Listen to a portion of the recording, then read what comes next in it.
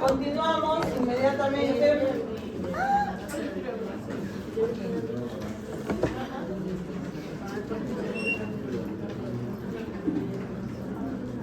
Bueno, pasamos a desarrollar unos mecanismos fisiopatológicos nerviosos, los más importantes. Vamos a ver Alzheimer, Parkinson, Huntington y el síndrome de Guillain-Barré. Este me parece que sí lo voy a dejar, porque está bien detalladito el síndrome de Guillain-Barré. Entonces ese es de tarea para su casa ese casito, ¿ya? Y el pasito va a ser del último. Guillain-Barré. Sí. ¿De acuerdo? Porque está bien detalladito, bien desarrolladito. Entonces, virtual el pasito de este. ¿A qué hora? 8 de la noche, no llega, ¿no? ¿Hoy día? No.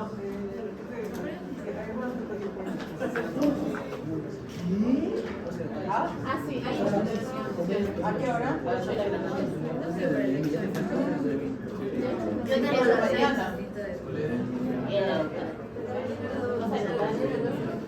¿Ah?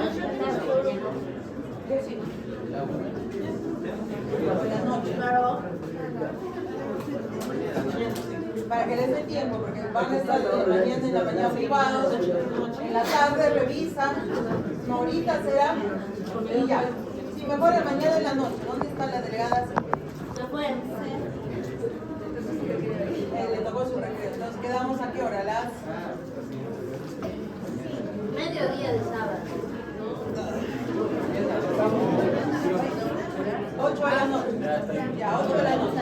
¿Qué día? Mañana.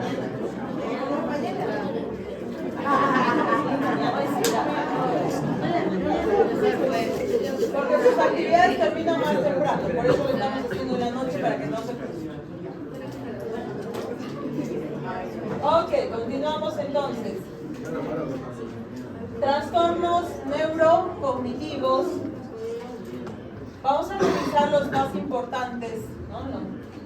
¿De acuerdo? Pero aquí quiero denotar aquí, ¿no? Que con la edad aumenta los procesos oxidativos, entonces se acumulan los radicales libres.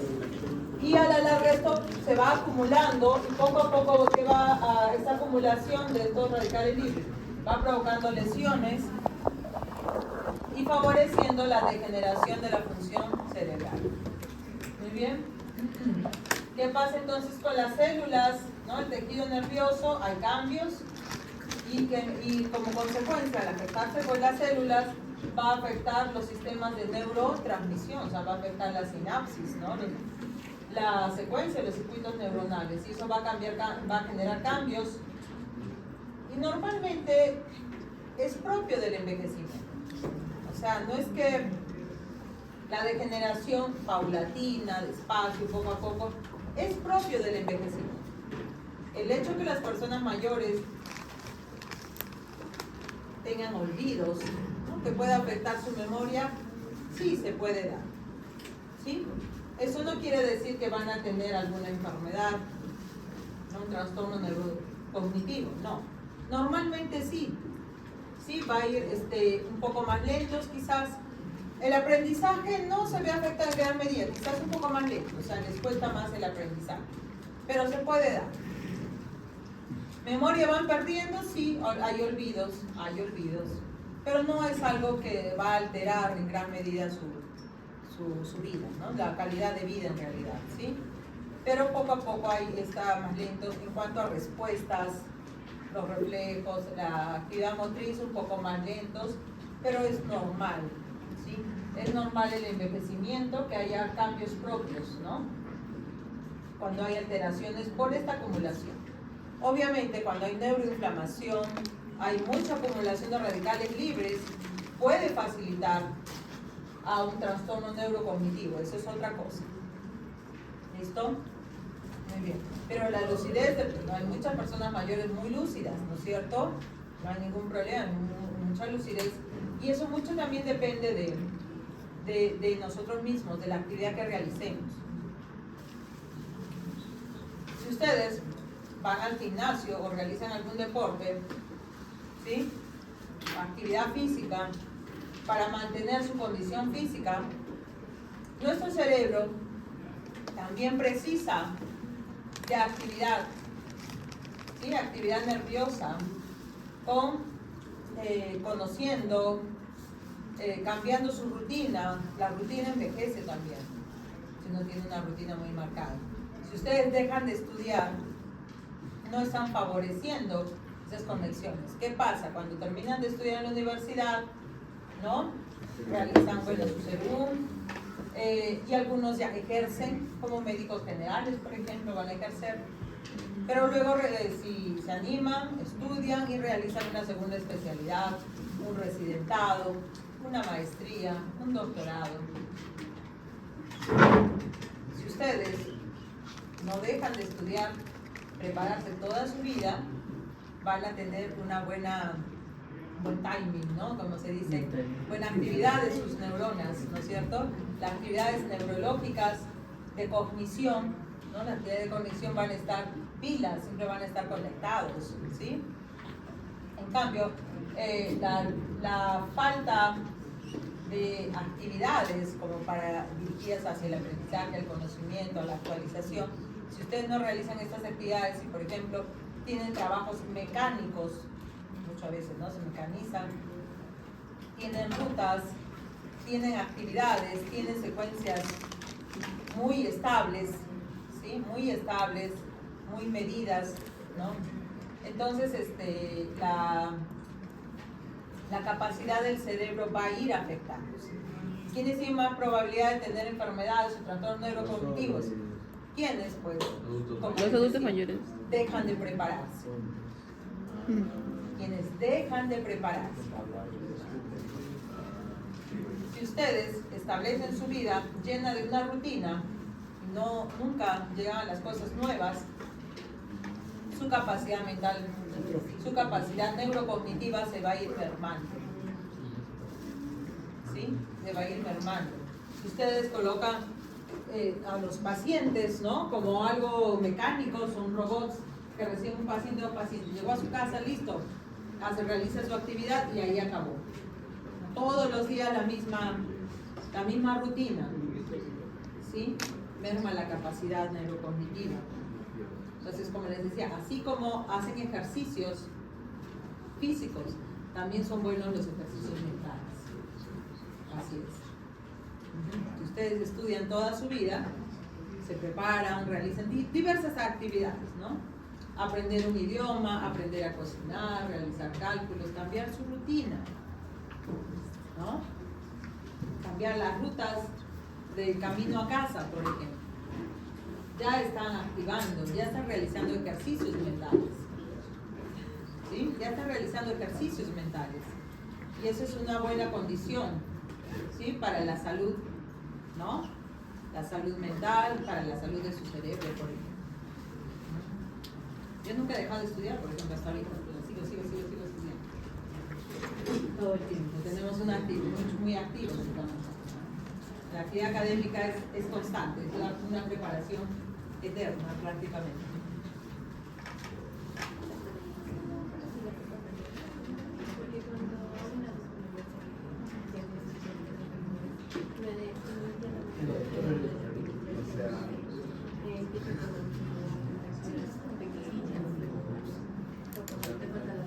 Todas esas actividades, esta actividad, entonces las personas mayores están muy bien. Personas mayores tienen que siempre estar aprendiendo algo. Así que no están ocupados en su trabajo, entonces que sigan, ¿no? Como dice, aprendan un idioma nuevo. El aprender un idioma nuevo, todas las actividades que requieren el lenguaje, ¿no es cierto? Por ejemplo, dices, llevar eso exclusividad son actividades pequeñas, pero que las tienen en actividad constante. Esa actividad constante no solo debe ser física, también la actividad cerebral debe ser también constante para aprender algo nuevo, no estar en la situación cómoda nos puede perjudicar. Entonces, qué interesante es eso, que su cerebro se mantenga activo. Así es. Muy bien. Y entonces, justamente eso recomienda, las personas con mayor actividad cerebral tienen menos riesgo de enfermedades neurocognitivas como la enfermedad de Alzheimer. Y dentro de los trastornos neurocognitivos, de lejos la enfermedad de Alzheimer se las lleva en comparación de las otras. Es mucho más alto que la enfermedad de Huntington, que la enfermedad de Parkinson. Bueno, Huntington es mucho menos frecuente, ¿no? Parkinson, ¿sí? Que la demencia frontoparietal, etcétera. Todos estos trastornos neurocognitivos, mucho más frecuente es la enfermedad de Alzheimer. Estamos hablando desde un 70 inclusive hasta 80%, o sea, de todos los trastornos neurocognitivos, quien está en primer lugar, por de lejos, sería la enfermedad de Alzheimer. ¿Ok? También las condiciones ambientales están favoreciendo y cada vez se han encontrado casos de Alzheimer en personas cada vez un poco más, es lento el proceso, pero más jóvenes, exactamente. Más joven. Entendemos que esta es una enfermedad, inmediatamente uno lo ubica, obviamente sigue siendo mucho mayor riesgo el adulto mayor, es cierto, pero se han presentado poquito a poquito, cada vez casos más frecuentes, poquito a poquito en personas más jóvenes, ¿no? Entonces, pues les decía, qué importante es mantener esa actividad cerebral también. ¿Ok? Muy bien. En caso del Alzheimer, decimos es un cerebro que tiene así a modo reducido, una pérdida importante, ¿no? De sus neuronas, esa pérdida importante de sus neuronas. ¿De acuerdo? Y por primera vez se habló de Alzheimer por justamente el doctor Alzheimer, que identificó por primera vez la enfermedad en 1906, imagínense. ¿Hace cuánto tiempo? Y a pesar de eso, hoy en día hay mucho que estudiar al respecto, ¿no? 1920 ya se denominó recién oficialmente la enfermedad de Alzheimer por Santiago Ramón y Cajal. Santiago Ramón y Cajal estudió mucho, ¿no? El tejido nervioso, dio muchos aportes tanto para la morfología como la fisiología de las neuronas, ¿sí? Y en 1920 llamó a esta enfermedad, pues, enfermedad de Alzheimer. ¿Ok? En los años 70, estamos hablando del siglo XX, ¿no? 1970 en adelante, toda esa década, se identificó el Alzheimer como una forma de demencia, ¿sí? Frecuente en adultos mayores, ¿no? ¿Qué más? Otro evento en el tiempo, en los 80, es recién allí, ¿no? En los 80, o sea, del siglo XX me refiero, 1980, toda esa década, en ese tiempo, recién se identificó, pues, que la enfermedad de Alzheimer está relacionada, ¿no? Con la acumulación, ¿sí? De la acumulación de esta proteína beta amiloide, ¿no? En el 2000, recién, ¿no? Justamente en los 2000, o sea, en los primeros años de este siglo, se ubicó las características, la imagenología que sirva para el diagnóstico de la enfermedad de Alzheimer.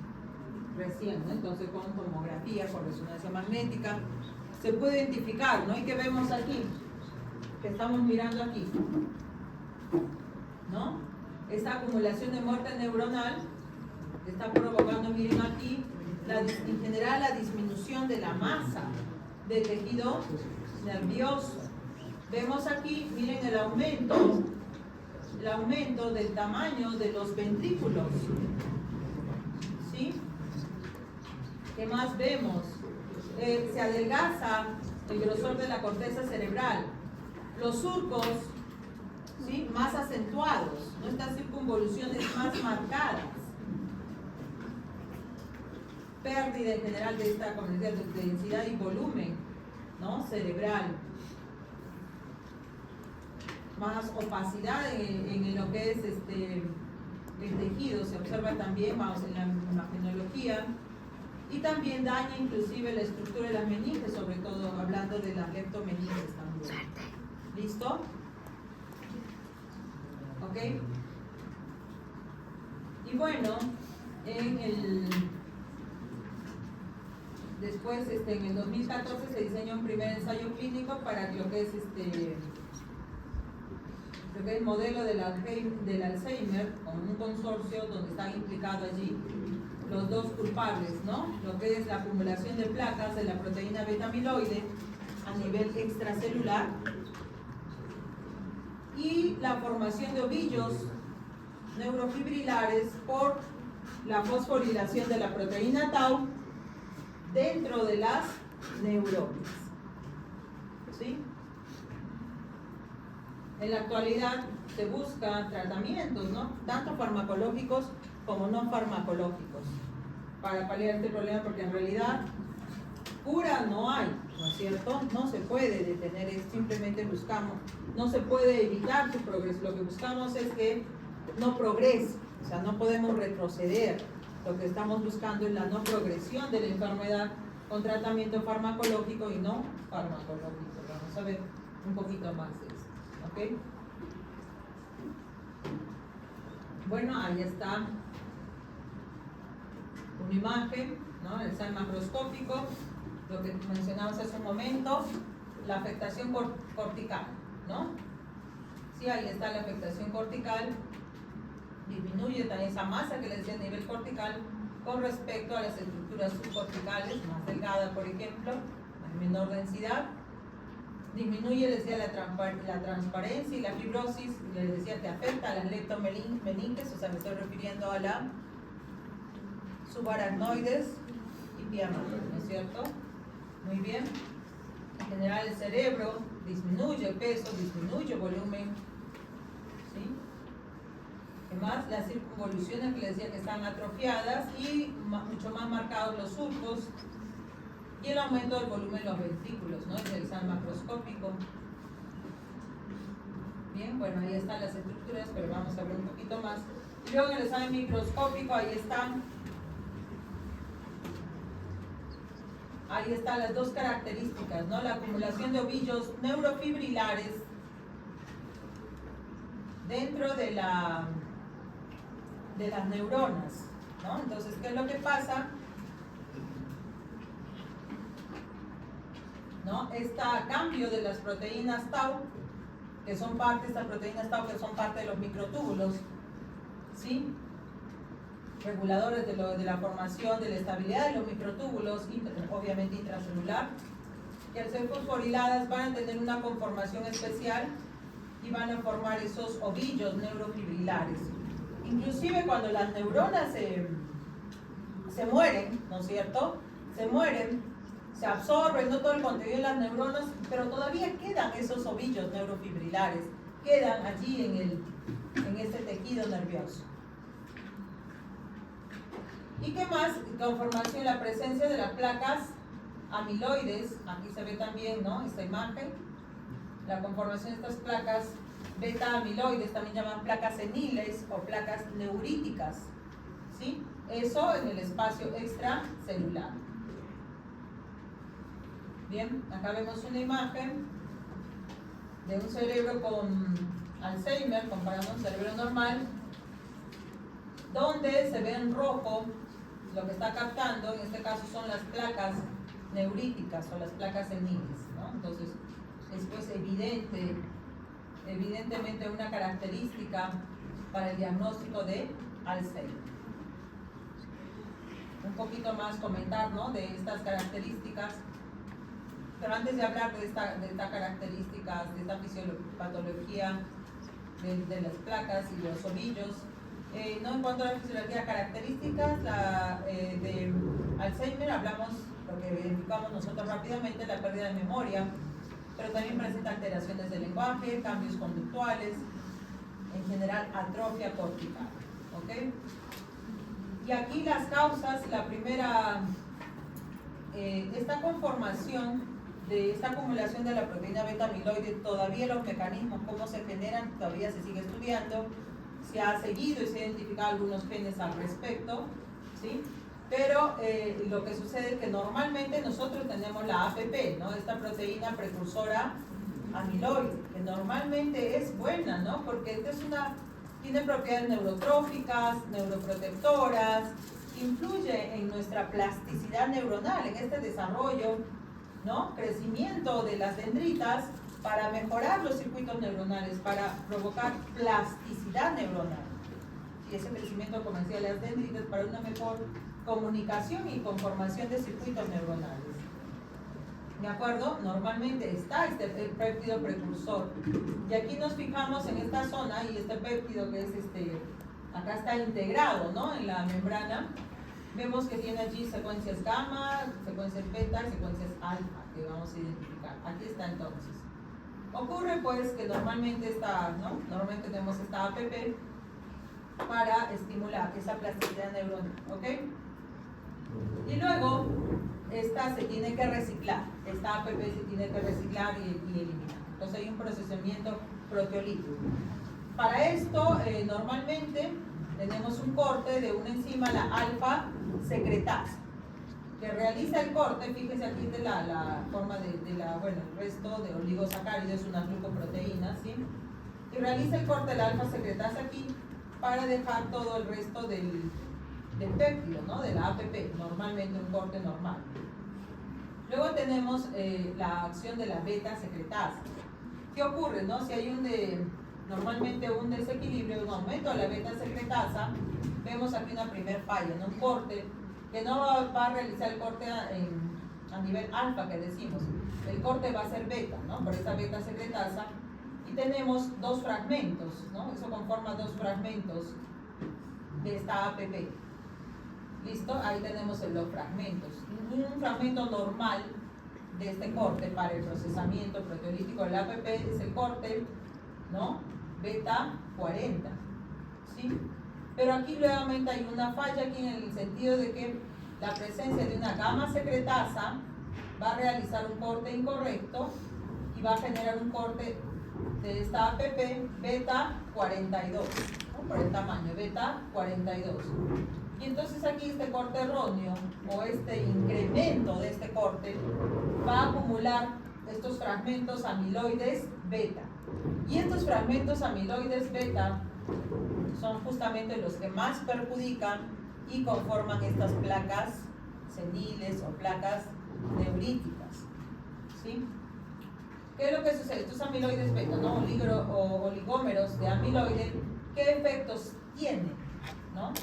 En primera instancia, bueno, ahorita en un momentito dejamos esto en stand-by, generan disfunción sináptica, la acumulación, ¿sí? Esta acumulación de estos amiloides beta, de estas placas, generan disfunción sináptica, van a entorpecer esta comunicación intercelular, generan diversas vías de lesión y van a estimular la muerte neuronal. A su vez, la muerte neuronal, ¿no? Porque esa acumulación de beta amiloide que tenemos. Y a su vez también van a activar vías intracelulares, vías quinasas. Estas vías quinasas, las quinasas ya están quinas, ¿no? Quinares fosforilares, ¿sí? Entonces, ¿qué es lo que pasa? Estas quinasas pueden provocar la hiperfosforilación de las proteínas tau. Las proteínas tau, bueno, acá tenemos los microtúbulos. Las proteínas tau se encargan de estabilizar los microtúbulos.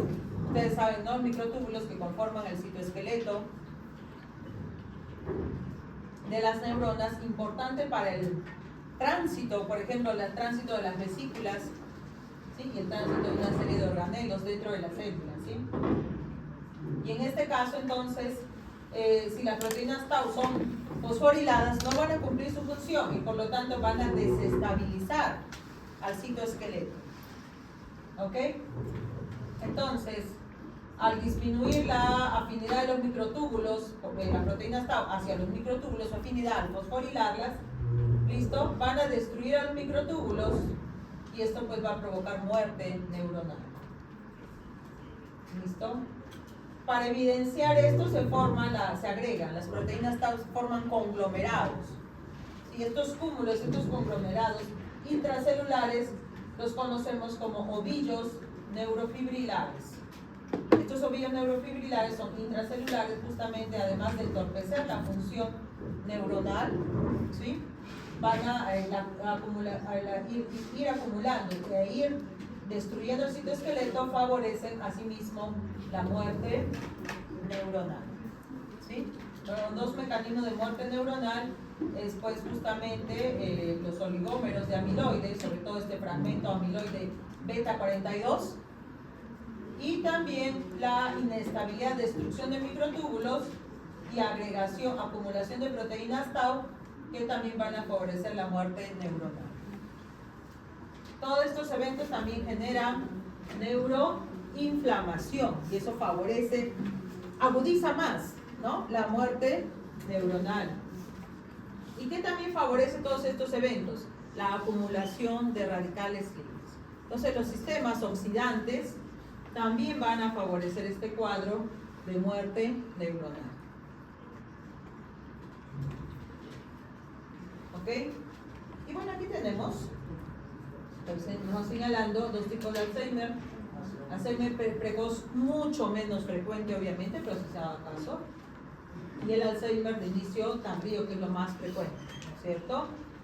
Este Alzheimer, lo conocemos el de tipo tardío, ¿sí? Aparece en personas, hablamos, más o menos alrededor de 65, ¿no? 60, inclusive 55, pero más frecuente de 60 a 70 años suele aparecer, ¿no? Este Alzheimer de inicio tardío, 60, 70, 75 inclusive, ¿no? El más común. ¿Listo? Se habla de múltiples factores, como les decía, la neuroinflamación, la acumulación de radicales libres, y también se involucra un gen llamado ApoE4, este gen ApoE4, que está involucrado en la formación de estas placas beta amiloides. ¿Sí? Y acá tenemos este Alzheimer de inicio precoz, también le llaman Alzheimer familiar, ¿no? ¿Listo? Y este Alzheimer aparece más o menos después entre los 30 a 60 años aproximadamente. Es muy poco frecuente. Y como ¿por qué lo menciono familiar? Porque puede ser los cambios genéticos que suceden en este Alzheimer precoz se transmiten, hay una mayor posibilidad de transmitirse, ¿no? Obviamente ser más frecuente porque se transmiten de padres a hijos. ¿Sí? Entonces la historia familiar, o sea, que se presenta en edad precoz, ¿no? Es por eso que se señala como Alzheimer familiar, en el cual estarían involucrados el gen PCN1, PCN2, que están relacionados con la presenilina. La presenilina está involucrada en el procesamiento de las proteínas beta-amiloides, ¿ok? Y APP, son tres genes involucrados en el Alzheimer familiar, más claramente, ¿no? Todavía se sigue estudiando, haciendo el seguimiento de mutación de los genes, alteración de los genes o alteraciones epigenéticas que estén favoreciendo la manifestación del Alzheimer. Aquí tenemos un poquito más, lo que hablan de los tipos, Alzheimer temprano.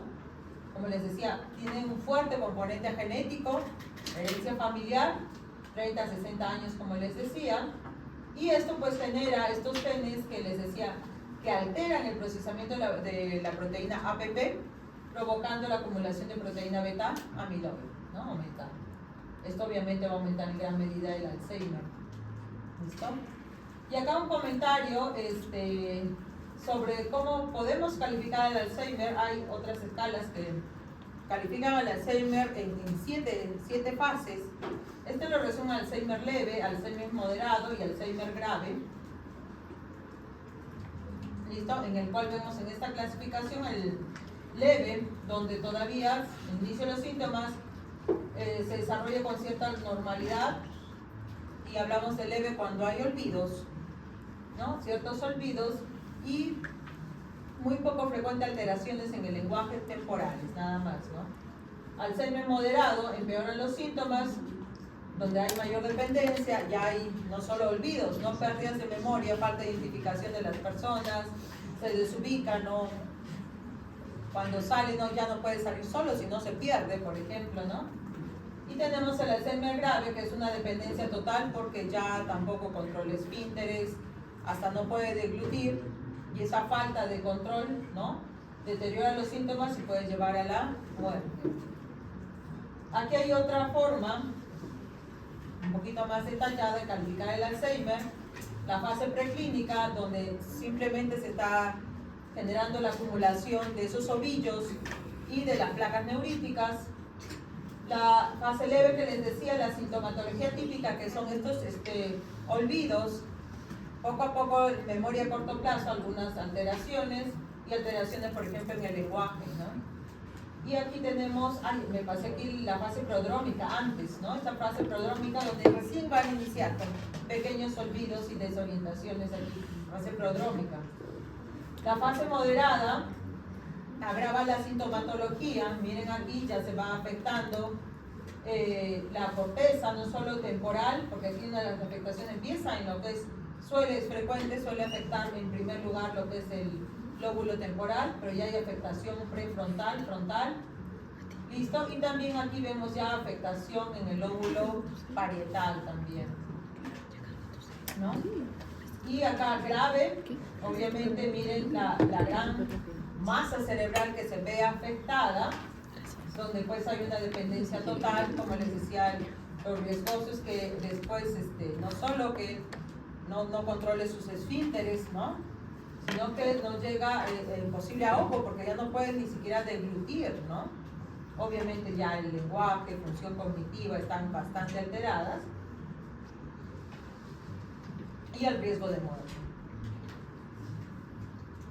Aquí también en el camino, en todo este camino también hay pues alteraciones psicológicas también, ¿no? Por eso hay, no pueden controlar sus emociones, enojo, depresión, ¿no? Bastante fuerte. Y ahí están algunos síntomas, ¿sí?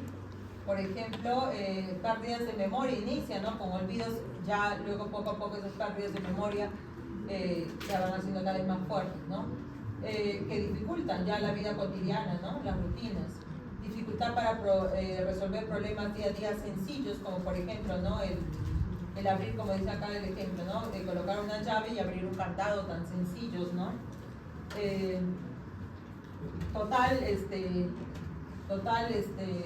¿Cómo se dice? Falta de iniciativa, ya no se relaciona, tiene mucha agresividad inclusive, o depresión, desorientación en tiempo y en espacio, cambios de humor, como les decía, no hay buen juicio para tomar decisiones, está la persona bastante también desalineada, cuanto al vocabulario, bastante mal hablados, ¿no?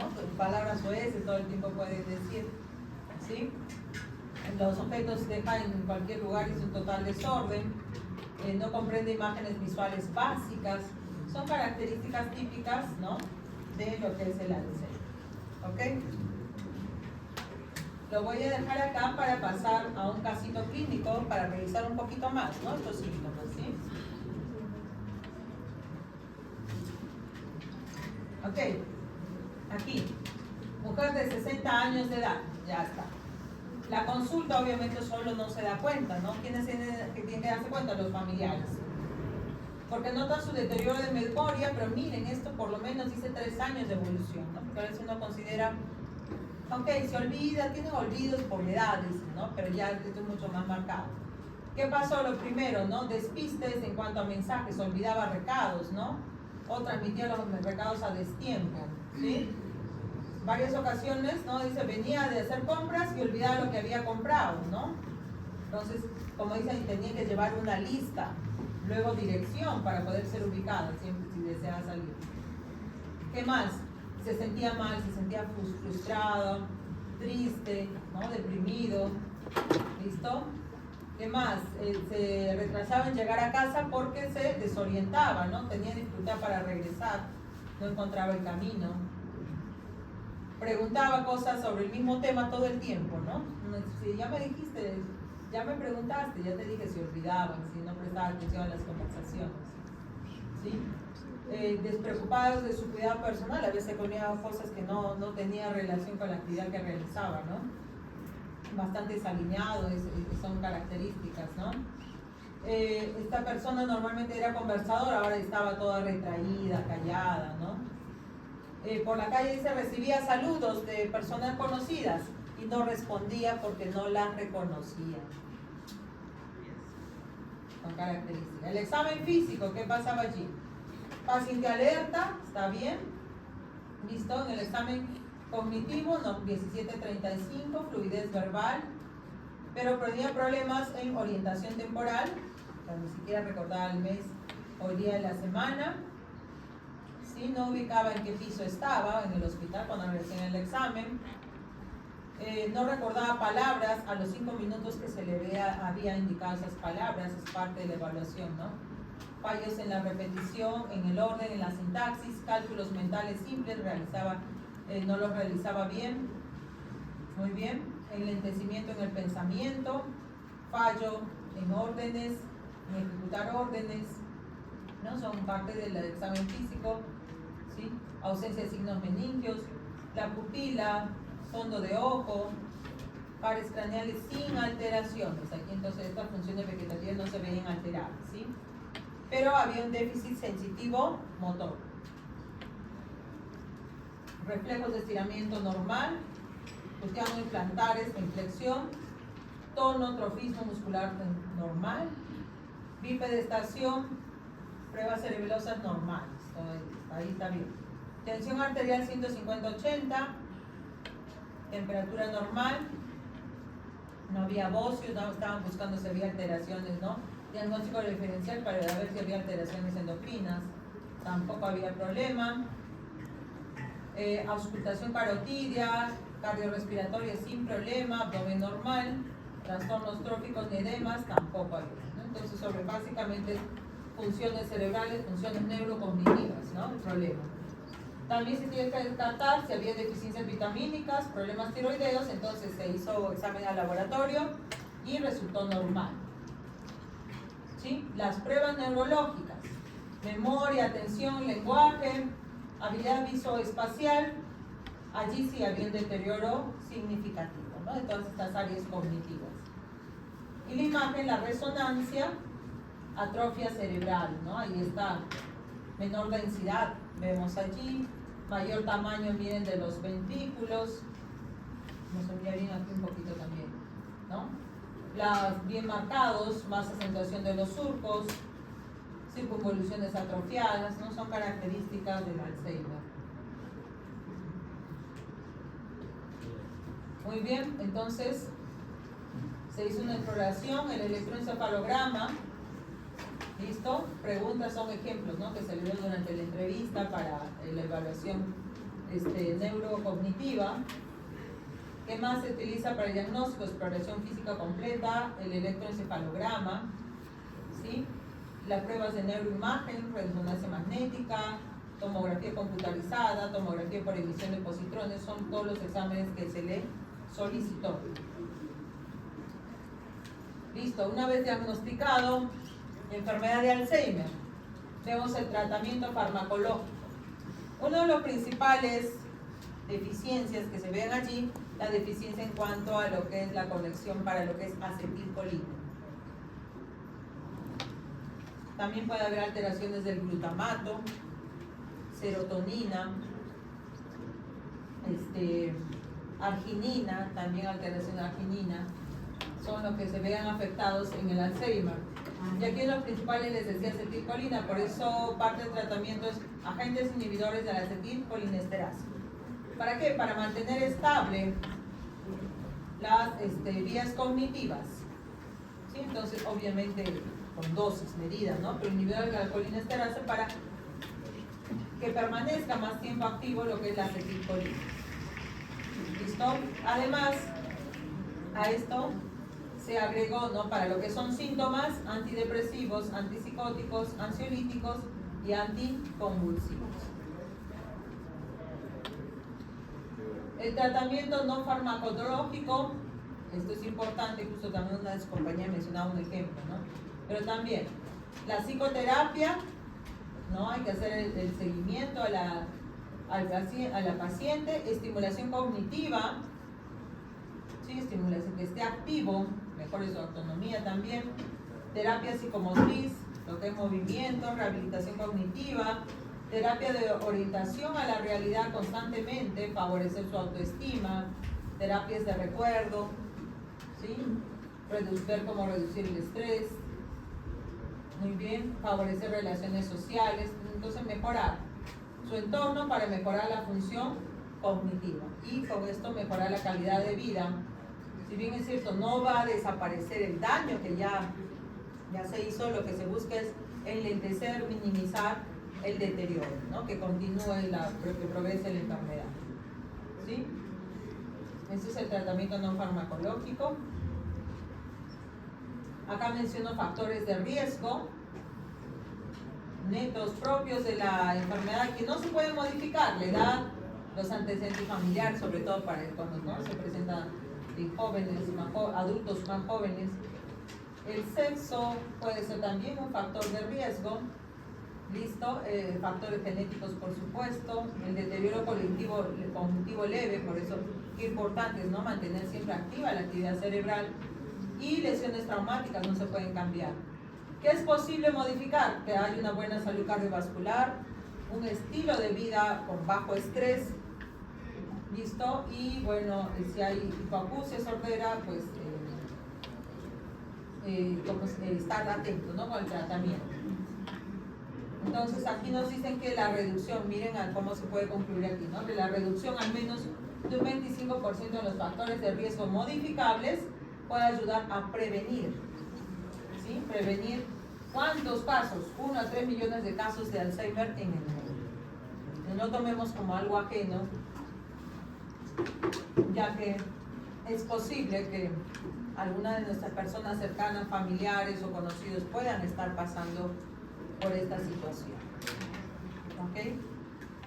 Y aquí estoy resumiendo para generar las posibles identificaciones primero de lo que es mutaciones o alteraciones genéticas, ¿no? Por ejemplo, el cromosoma 21 se ha encontrado alteraciones que van a afectar, ¿no? El precursor de APP, ¿no? Del beta amiloide. Inclusive se ha encontrado que personas que tienen síndrome de Down, donde hay afectación del cromosoma 21, ¿no? Es muy altamente, o sea, demasiado altamente probable que las personas con síndrome de Down rápidamente, o sea, en su edad, en algún momento de la edad de adulto, ni siquiera adulto mayor, sino en algún momento de su edad de adulto, presenten Alzheimer o síntomas muy relacionados con Alzheimer. Muy alta la probabilidad. Bueno, acá tenemos afectación del cromosoma 10 también. Vemos allí la complicidad, ¿no? Del cromosoma 14, cromosoma 1 con esta que les mencionaba, ¿no? La presenilina 1 o 2, PIO2, que van a alterar la, ¿cómo se llama esto? La degradación del APP y por lo tanto aumentar la acumulación de estos péptidos beta amiloides de 42 aminoácidos, ¿no? Los perjudiciales, ¿no? Los que provocan las placas. Y bueno, las placas beta amiloides, ¿no? Donde también acumulación de lo que es apoproteína E, donde hay complicidad del cromosoma 19. Y estas placas amiloides, en resumen, ¿no? Provocan pérdidas de neuronas, principalmente la corteza cerebral y el hipocampo, son los que están más afectados. ¿Ok? Y esto también, el agregado de las neurofibrillas o los ovillos, ¿no? Neurofibrilares, donde se acumula la proteínas tau fosforiladas o hiperfosforiladas, donde se ha encontrado pues una predisposición mutación en el cromosoma 17. ¿Qué provoca todo esto? La demencia progresiva, pérdida de memoria, ya sabemos, ¿no? Pérdida de la función intelectual y también pérdida del habla, problemas en el lenguaje también es otro indicativo de esta enfermedad. ¿Ok? Entonces, por esta parte, en esta parte de este caso, ¿no? Se dice finalmente esta reflexión, ¿no? Una persona con demencia vive en un presente donde las cosas poco a poco van desapareciendo. Entonces las explicaciones se olvidan, las conversaciones carecen de sentido. Entonces la única alternativa, se dice, ¿no? Donde el amor es la única alternativa positiva para este tipo de pacientes. ¿Ok?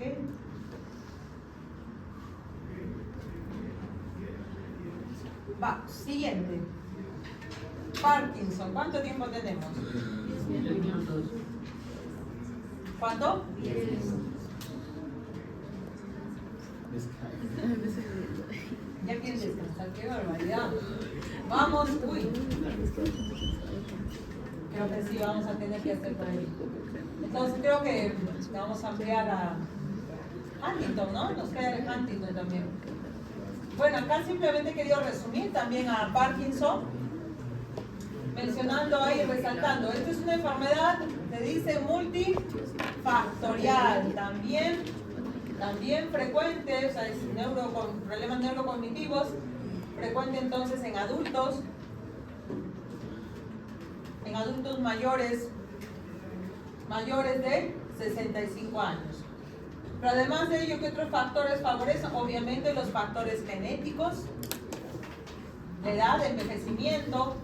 Miren acá nuevamente la inflamación y el estrés oxidativo. Causas importantes para este tipo de enfermedades neurocognitivas, ¿no es cierto? Factores ambientales como estrés, por ejemplo, también. Y cambios, alteraciones en el cerebro, ¿no? Y aquí, ¿no? Bueno, ahí hay un corte de lo que es para mostrar, ¿no? Ubicar la sustancia nigra, que es la principal. Tenemos la sustancia nigra y el locus ceruleus, productores, sobre todo predominantes, de dopamina. ¿Sí? Principalmente, estamos hablando. Pueden producir otros neurotransmisores, las neuronas dopaminérgicas, básicamente concentradas, sí, pero concentradas en la producción de dopamina. Entonces se habla que la afectación, todos estos factores que pueden generar, afectan principalmente, disminuyen la actividad de la sustancia nigra, ¿sí? Disminuyen la producción de dopamina. Aquí tenemos una conexión neuronal, donde esta neurona normal produce suficiente dopamina y bueno, entonces va a activar a esta neurona postsináptica, ¿no? Pero ¿qué sucede, no? En Parkinson, vemos aquí que la producción de dopamina es, pero por mucho, más baja, ¿no? La producción de dopamina. ¿Listo? Y esto va a provocar que no haya esta unión de la dopamina a sus receptores y genere diversos desórdenes, sobre todo desórdenes en el movimiento. Allí hablamos de las consecuencias principales, es que, ¿no? Esta baja producción de dopamina en la sustancia nigra también puede provocar también el locus ceruleus. Lo que va a hacer es afectar, ¿no? A lo que es afectar a los núcleos estriados. Básicamente los núcleos estriados encargados de moderar lo que es el movimiento, ¿sí? Por la actividad, lo principal que se afecta es la actividad motora. Y esta enfermedad se va a hacer evidente cuando más o menos estamos hablando de 60 a 70% de la producción de dopamina se ve mermada.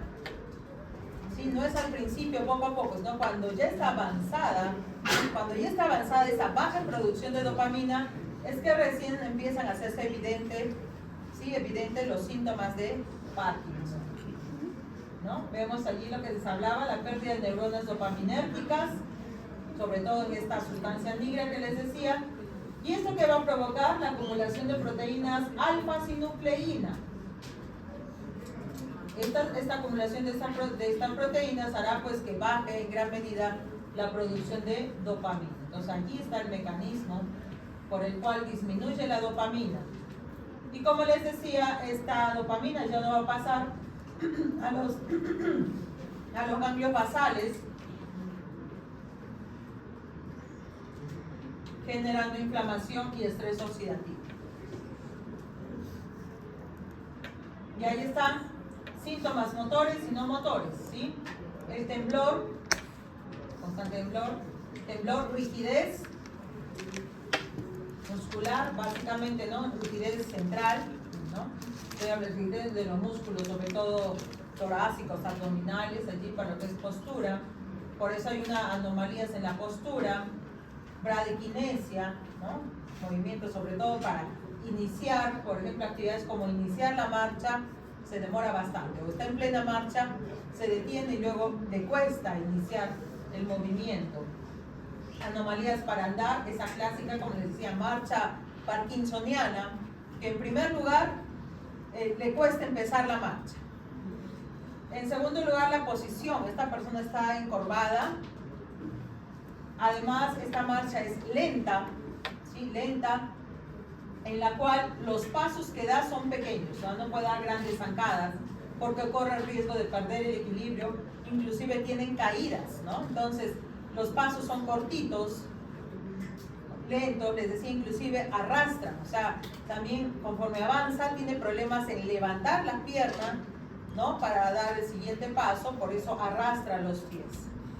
¿Ya? Esa es la característica de la marcha parkinsoniana. También puede generar trastornos en equilibrio, como les decía, y trastornos para la actividad de alimentarse, ¿no?